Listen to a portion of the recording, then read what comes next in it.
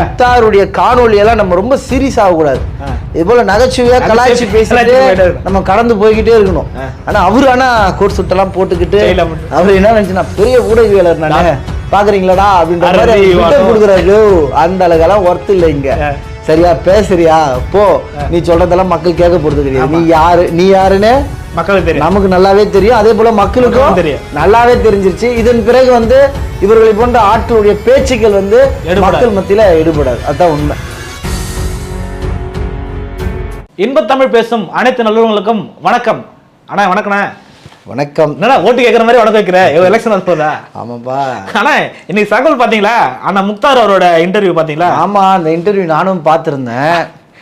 முக்தார் சொல்லும் போது சிரிப்பு வருதுண்ணா. பேட்டி எடுத்திருக்காரு.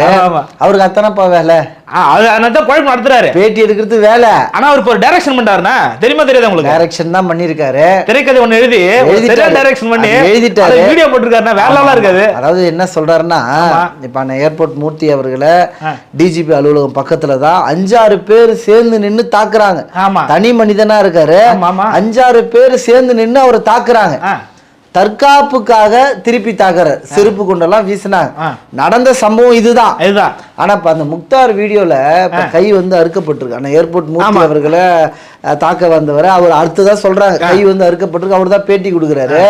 அவர் என்ன சொல்றாருன்னா, அந்த இடத்துல அந்த காணொலியில வர்றது மட்டும் உண்மை இல்லைங்க, அதுக்கு முன்னாடி நாங்க டீ சாப்பிட்டோங்க. உட்காந்து டீ சாப்பிட்டோம். நாங்க கும்பலா அமர்ந்து நாங்க டீ சாப்பிட்டோங்க. அந்த இடத்துல ஏர்போர்ட் மூட்டி வந்தாருங்க. வந்து எங்களை ஆபாசமா திட்டினாருங்க. தா மா தே அப்படி அப்படிலாம் நிறைய வார்த்தைகள் எல்லாம் போட்டு எங்களை திட்டினாருங்க. அதனால நாங்க ஆத்திரப்பட்டு கோபப்பட்டு நாங்க ஏர்போர்ட் மூர்த்தி அவர்களை அந்த இடத்துல தாக்க வந்தோங்க. அப்ப ஏர்போர்ட் மூர்த்தி அவர்கள் கத்தி வச்சு கிழிக்கிறாருங்க எங்களை அப்படின்னு ஒரு கதை, திரைக்கதை, வசனம் எல்லாத்தையும் பக்காவா எழுதி முக்தாருக்கு நேர்காணலும் கொடுத்துட்டாங்க. ஆனா ஒரே ஒரு கேள்வி, எல்லாரையும் எதனா ஒன்னா கிடுக்குப்பிடி போட்டு மாத்தி விடுறதுக்காக என்ன கேள்வி கேட்கறேன். அமைதியாவே இருந்தாரு, அதுக்கு என்ன காரணம்? இது சரியான கேள்விடா தம்பி. இப்ப முக்தாருடைய பேட்டி நீ நிறைய பாத்துருக்க. நிறைய பேட்டியில அவரு ஆத்திரப்படுவார் பாத்தீங்களா? அவரு எதிரில இருக்கிறவங்கள பேச விட மாட்டாரு, மரியாதையும் கொடுக்க மாட்டாரு, வாயான்னுவாரு போயான்னுவாரு, யாடா கூடமா பேசுவாப்ல. நாம கூட பல முறை சொல்லியிருக்கோம், முக்தார் நீங்க கேள்வி கேட்கறீங்க, எதிரில் அமர்ந்திருப்பவர்களை பதில் சொல்ல விடுங்க.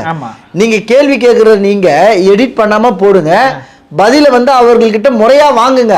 அதை விட்டுட்டு உங்க தேடி வரக்கூடியவர்களை நேர்காணல் எடுக்கிற பேர்ல அவர்களுக்கு ஒரு இழிவான ஒரு பெயரை ஏற்படுத்தி தராதீங்கன்னு சொல்லிட்டு நாம பேசியிருக்கோம். இருந்தாலும் முக்தார் திருந்திய பாடு கிடையாது. ஆனா இந்த இன்டர்வியூல பாத்தீங்கன்னா அமைதியா கேக்குறாரு. சொல்லுங்க சொல்லுங்க சொல்லுங்க சொல்லுங்க சொல்லுங்க. அதாவது இந்த பூனை குளிருக்கு போய் அடுப்புல சூடா படுக்கும்ல, அதே மாதிரி அப்படியா அவரா அதேதான் அண்ணாமலை அது மாதிரி பண்ணாரு. இந்த படம் பாஷா படம் தானே அது. சொல்லுங்க சொல்லுங்க சொல்லுங்க, நீங்க என்ன பண்ணீங்க டிஜிபி அலுவலகத்துல என்ன நடந்தது சொல்லுங்க சொல்லுங்க. அவரை பேச பேச அப்படியே முக்தார் அப்படியே ரசிச்சு கேக்குறாரு. சொல்லுங்க நான் கேக்குறேங்க. அப்படின்னா என்னன்னா, இதுதாங்க நடந்தது அப்படின்ட்டு முக்தாரை வைத்து மக்கள் கிட்ட காட்ட முயற்சி பண்றாங்களா? அது என்னன்னா, இன்னும் எங்களை பார்த்தா முட்டா பாய் மாரி உங்களுக்கு தெரியுதா? சொல்லுங்க. அந்த இடத்துல 5-6 பேர் சேர்ந்து நின்று தாக்குறது அது எதர்ச்சியா அந்த இடத்துல நடந்தது. அந்த ஏர்போர்ட் மூர்த்தி அவர்களை பார்த்த உடனே அவர்களுக்கு ஒரு பகைமை உணர்வு இருந்தது. பகைமை இருக்கு. அவர்கள் அண்ணன் திருமா அவர்களை விமர்சனம் பண்றாரு. அதனால விடுதலை சிறுத்தை கட்சி தொண்டர்கள் அவரை பார்த்த உடனே கோவப்பட்டு அந்த நேரத்துல அவர்கள் தாக்குதல் நடத்தினாங்க. இதுதான் உண்மை. தாக்கும் போது சும்மா கை கட்டி இருக்க முடியாதுல்ல. அவங்க 5-6 பேர் சேர்ந்து அடிக்கிறாங்கன்னா அவங்க கொலை கூட பண்ணலாம். தற்காத்துக்கிறதுக்காக திருப்பி தாக்குறாரு. அவரோட எண்ணம் எந்த அளவுக்கு செருப்பு கொண்டு வீசுறாங்க. ஆனா இவங்க என்ன பண்றாங்கன்னா, ஒரு கதை எழுதி திரைக்கதை எழுதி இதுதாங்க நடந்தது அப்படின்னு சொல்லிட்டு காட்ட முற்படுறாங்க. எனக்கு தெரிஞ்சு அது புள்ளி வைக்காம கமா போட்டிருக்காங்க போல. ஆமா, இதெல்லாம் காவல் நிலையத்திலயோ நீதிமன்றத்திலயோ சொல்ல வேண்டியதெல்லாம் மக்கள் மன்றத்துல சொல்லிட்டு இருக்காங்க. மக்களை ஏமாத்த பாக்குறாங்க. ஆனா மக்கள் தெளிவா தானே இருக்காங்க. மக்களுக்கு எல்லா விஷயமும் தெரியும், ஏமாத்த முடியாது. ஆனா ஒரே ஒரு பெருத்த கேள்விண்ணா. சொல்லுப்பா. முக்தார் அண்ணா பேசுறது அண்ணா ஏர்போர்ட் மூர்த்தியை பத்தி.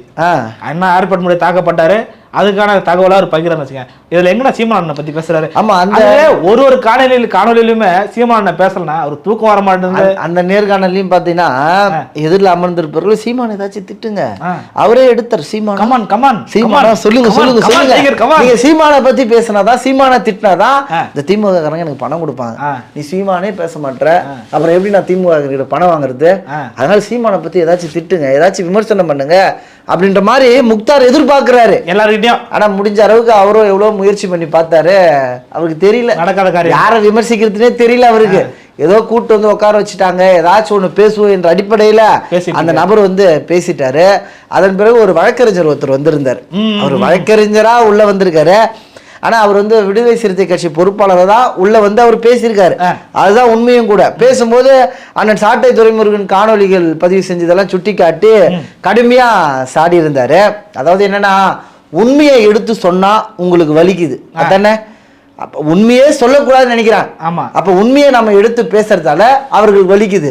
முக்தார் போன்ற பொய்யான நபர்களை வைத்து பொய்யான செய்திகளை மக்கள் மத்தியில கடத்த பாக்குறாங்க, பரப்புறாங்க. ஆனா இது மக்கள் மத்தியில ஈடுபடுது, அதுதான் உண்மை. இன்னைக்கு இந்த பிரச்சனைக்கு அப்புறம் பாத்தீங்கன்னா ஆதி தமிழ் குடி உறவுகளுக்கு மத்தியில அண்ணன் ஏர்போர்ட் மூர்த்தி அவர்களுக்கு ஒரு நல்ல வரவேற்பு கிடைச்சிருக்கு. என்னடா இந்த மனுஷன் இந்த சமுதாய மக்களுக்காக பேசுறாரு, எழுதுறாரு, தனியா போயிட்டாருன்ற இத்தனை பேரு அட்டூழியம் பண்றாங்களே. அதோட கொடுமையான என்னன்னா 5-6 பேர் சேர்ந்து தாக்குறாங்க, ஒருத்தரை கூட கைது செய்யல. ஆமா, இப்ப நீ வந்து இப்ப ஏர்போர்ட் மூர்த்தி மேல புகார் கொடுக்குறீங்க, அண்ணன் மேல கைது செய்யறாங்க. இப்ப அவரும் புகார் கொடுத்திருக்காருல, நேர்காணல உட்காந்து பேசுறாரு, ஏன் கைது செய்யல இவர்களை? அது எப்படி நடக்கும்? ஏன் கைது செய்யல? எப்படி நடக்கும்?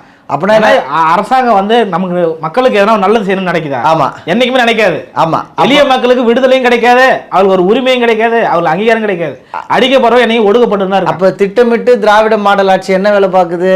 இவர் யாரு பண்றாங்களோ அவங்களும் தாக்கி இருக்காங்க. செருப்பு கொண்டு தாக்குறது அஃபென்ஸ் இல்லையா? அஃபென்ஸ் தான். கெட்ட வார்த்தையில திட்டுறது அஃபென்ஸ் இல்லையா? அந்த அஃபென்ஸ் இவங்களும் பண்ணிருக்காங்களா? ஆமா, ஏன் இவங்களை இன்னும் கைது செய்யல? அங்கதான் பெரும் நேர்காணல் கொடுக்குறாங்க, அமர்ந்துங்க நேர்காணல் கொடுக்குறாங்க, மக்கள் மத்தியில பேசுறாங்க. ஏன் காவல்துறை அதிகாரிகளுக்கு இதெல்லாம் தெரியாதா? கூட தான் பெருந்தலை இருக்குல்ல, சொல்லுங்க யாரு கட் பண்ணல? அப்படியா? கட் பண்ணா இல்லையா? இதுதான்ப்பா இங்க இருக்கக்கூடிய அரசியல், இப்படிதான் போயிட்டு இருக்கு. வேற ஏதாச்சும் இருக்கா? வேற தானே இந்த விட தானே பெரிய விஷயமா போயிட்டு இருக்கு. இப்போ முக்தாருடைய காணொலி எல்லாம் நம்ம ரொம்ப சீரியஸ் ஆகக்கூடாது. இது போல நகைச்சுவையா கலாய்ச்சி பேசிட்டு நம்ம கடந்து போய்கிட்டே இருக்கணும். ஆனா அவரு கோட் சுட்டெல்லாம் போட்டுக்கிட்டு அவரு என்ன நினைச்சுன்னா பெரிய ஊடகவியலர் நானு பாக்குறீங்களாடா அப்படின்ற மாதிரி கொடுக்குறாரு. அந்த அளவுக்கெல்லாம் ஒர்த் இல்லை இங்க. சரியா பேசுறியா போ, நீ சொல்றதெல்லாம் மக்கள் கேட்க போறது கிடையாது. நீ யாருன்னு மக்களுக்கு தெரியும், நமக்கு நல்லாவே தெரியும். அதே போல மக்களுக்கும் நல்லாவே தெரிஞ்சிருச்சு. இதன் பிறகு வந்து இவர்களை போன்ற ஆட்களுடைய பேச்சுக்கள் வந்து மக்கள் மத்தியில ஈடுபடாது, அதுதான் உண்மை. ஸோ இதுவரை உங்களுடைய கருத்துக்களை பகிர்ந்து ரொம்ப நன்றி. இதுவரை நம் இன விடுதலை வலைவலியை பின்தொடருங்கள், விருப்பம் தெரியுங்கள், உங்களுடைய கருத்துக்கள் வரவேற்கப்படுகிறது. மீண்டும் அடுத்த ஒரு நல்ல பதிவுகளில் உங்களை சந்திக்கிறோம். நன்றி, வணக்கம். வணக்கம்.